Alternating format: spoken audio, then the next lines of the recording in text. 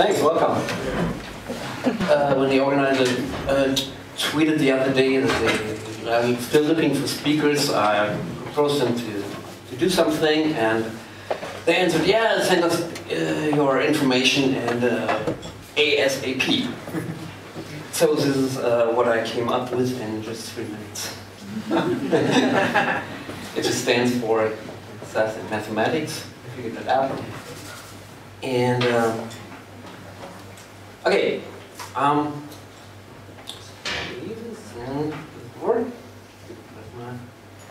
the problem is, for instance, we have some pictures in a gallery, and that should be kind of this. Okay, problem solved. Let's go home.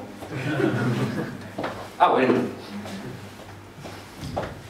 Let's have a look at some other pictures. If the pictures come from the same camera and have the same ratio, the solution is good, but here you see, well, this one is too small and this one is too big in relation to the others. So what can we do about it? Maybe we could make them have the same area and not the same width or height, but the same area. So let's try to do that. Of course, it should be responsive. So setting any unit, using a unit pixel for anything is a no-go. So we have a rectangle, A and B being the length, the width, and the height. And the area is our constant. That's a product, A and B. And we have the ratio of A and B. It might be 4/3 or 3/2, or vice versa, 2/3 for portrait mode, or some other ratio. Okay, let's do the calculation here. This means that A is R times B. Let's take the first equation again and substitute this A with R times B. That's this, or short of this. That means that B squared is this, and B is the square root of the area divided by the ratio.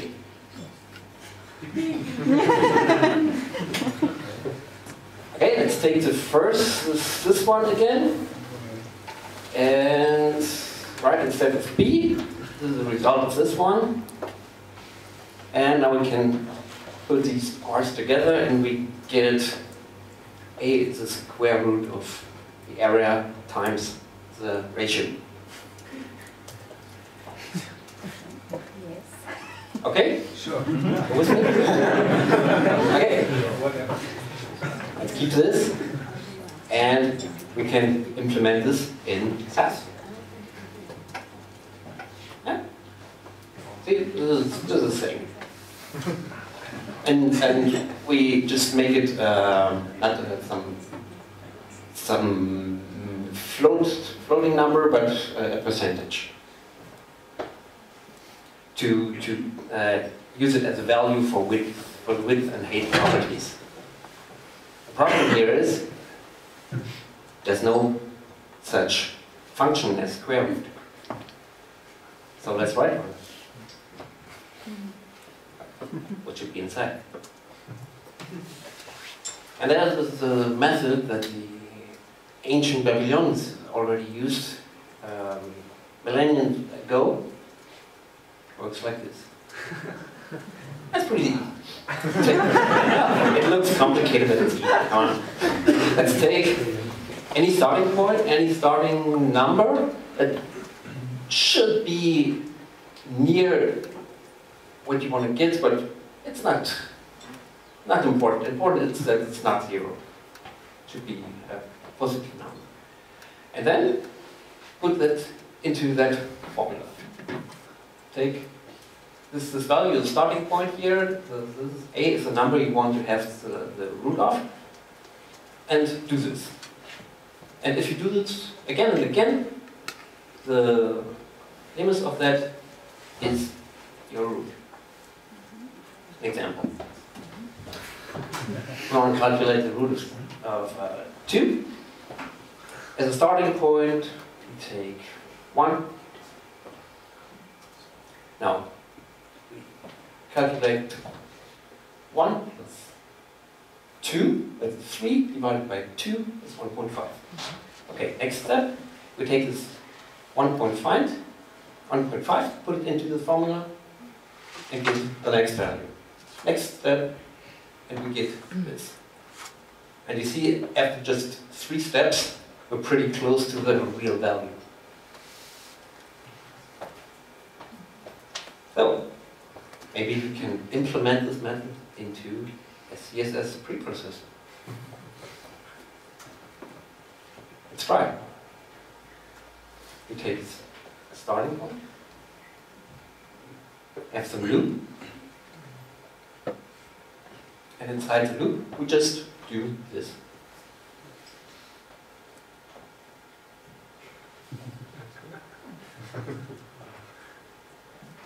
And in the end, we return the result. Simple as that. Okay, what's funny is why 10? It could be any number. It depends on the decision, on the precision you want to achieve. So I just choose 10, and it's pretty bad to have it in this place. So let's take it away from here and put it as a parameter here, so you can. When you call that function, you can use another value for this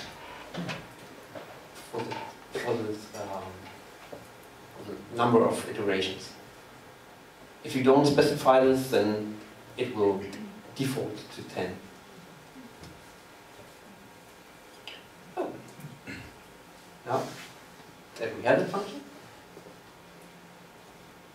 we might take it away from our style sheet and put it into some math library and import it. And when you name the file starting with an underscore, it doesn't produce a CSS file. You just have it as a SCSS file, but there's no CSS file with it. Okay, and we need one more function to calculate the top position of the image, which is obviously 100% minus the height we give here, divided by 2. Okay.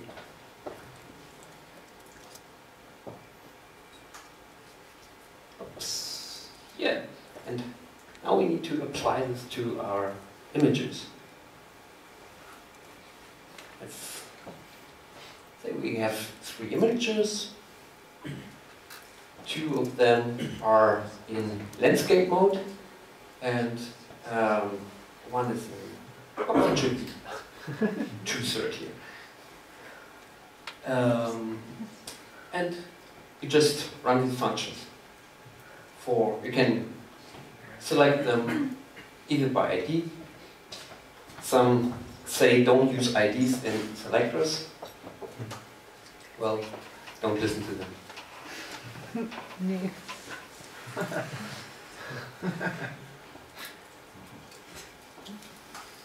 Or you might use classes for that, for the images, but if you have different values for the ratios, if you have that might be 2/3, that might be 4/3, there might be some other values that might not be feasible. So maybe IDs are even better, or instead of classes you might use a data attribute introduced in HTML5. Or you might just, instead of IDs, you might just use the source attribute. And you don't need anything in the markup. You can just select and then in CSS. The end should be the file name. So there might be even some paths here.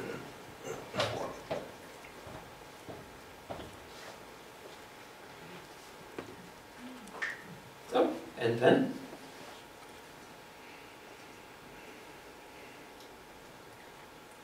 it looks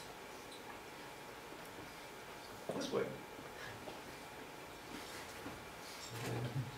Still responsive.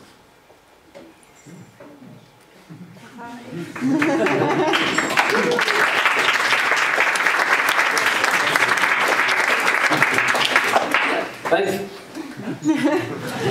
That might be not only used for some thumbnails. It might be useful for logos of the sponsors, for the sponsors of the conference you're going to organize.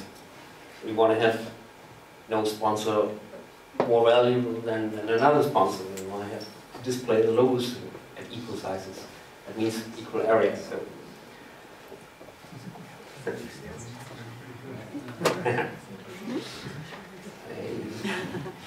Here. Some other use case. This was the way gradients used to work with prefixes. If you have a gradient from bottom left to top right, it looked this way. But not anymore. Without any prefix, it would look this way. Why is that? Because of the magic corners. Here the gradient goes from this corner to this corner. Yeah. And all the equal colors are like this. Here, these are the magic corners. And all the same color is at these positions. That means it goes from this edge to this edge at the same color. So let's assume you want to get this result. How to do that? You're going to need the angle. How can you calculate that angle?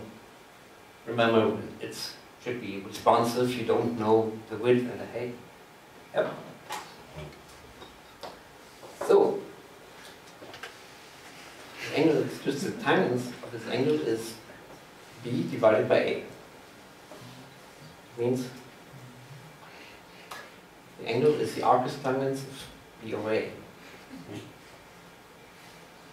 So, we're going to need a function to calculate the arcus tangents.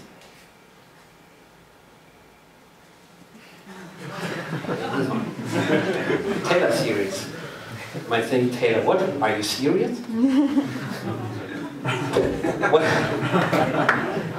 No pun intended. So what does it mean? It means a sum, and for k, you set, you start with 0, and after that 1, 2, 3, and so on. It means when k is 0, you get minus 1 to 0 is plus 1. Here you get 1, and this is the same. So you get x. Next step is 1. K is 1, so you get minus. This 3 and a 3 here. Okay, next one, you get plus again, x to the power of 5 divided by 5, and so on. And you continue doing it. Of course, you have to stop somewhere. The parts are getting smaller and smaller and smaller, so you can stop when the precision is achieved. So let's try to to do this in a CSS preprocessor. We need some function. Again, I just put the number of iterations already on the top as a parameter. So we start with a clear sum, 0. We need sign. Our starting point is plus 1. We need a numerator, that's x here. And the denominator is 1. Now let's loop. Just add to the sum we already have the sign and the numerator divided by the denominator. Okay. After that, we have to change the sign from plus to minus or from minus to plus. The numerator is the one we had before times x to the power of 2. Okay. The denominator is just increased by 2.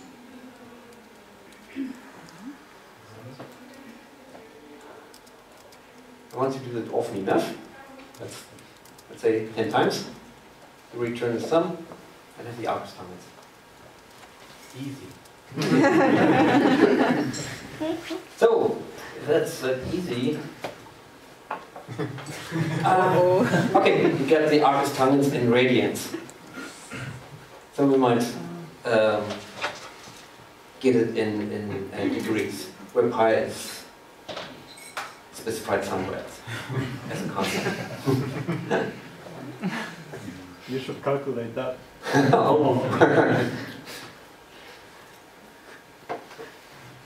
Okay, if that was easy, let's take another one. Fine, it looks a little different than factorial here in this place. Yeah. This is the same we had before. Only the denominator changes. It's not plus 2, but times 2i times 2i plus 1.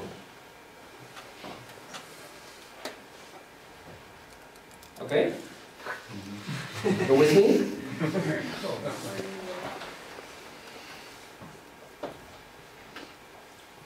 Or another one. Instead of what you have this even exponent here and denominators here.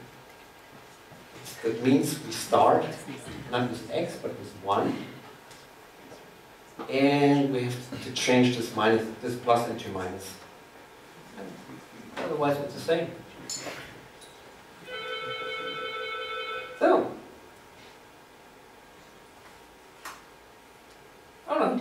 I'm not going to bother you anymore. Enter Compass. Because Compass has built in a lot of mathematical functions which you can use. But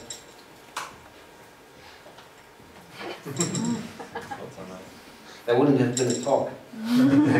I just wanted to show you how to do that, how Compass might do that inside, and how you could write a function that's not already written. Have fun.